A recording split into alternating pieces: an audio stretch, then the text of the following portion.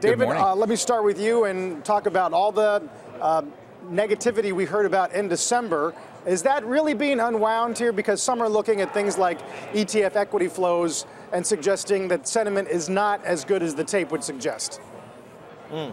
Well, actually, if you look at the AAII index, the net bullish sentiment among individual investors is actually stronger now than it was back at the September highs.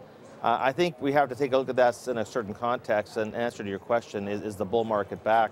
I would say that it's not. I think this is a classic bear market rally. If you go back historically to previous periods, when you had a 20%, 3-month plunge in the markets, it's completely normal to then have a retracement that could be anywhere from 50% to 75%. So, this tradable rally probably has some ways to go, but if the question is we're back into a bull market, I would say the conditions simply aren't there. We just got dramatically oversold at the lows, and we're just, in technical parlance, closing the gaps right now.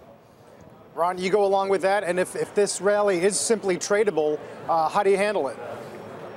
Yeah, well, I would agree that the market certainly was oversold a bit, but I guess I'm feeling a little bit more confident in where things are. I see a very strong consumer still hanging in there, which is great to see, of course. And when you look at previous markets in the past, where you get worried is when you have a consumer that isn't playing the game and where you have banks that are having difficulty. Both those things are not happening. Very strong financial system, very good consumer. I actually see a bright horizon ahead of us, looking forward to 2019 and making some money.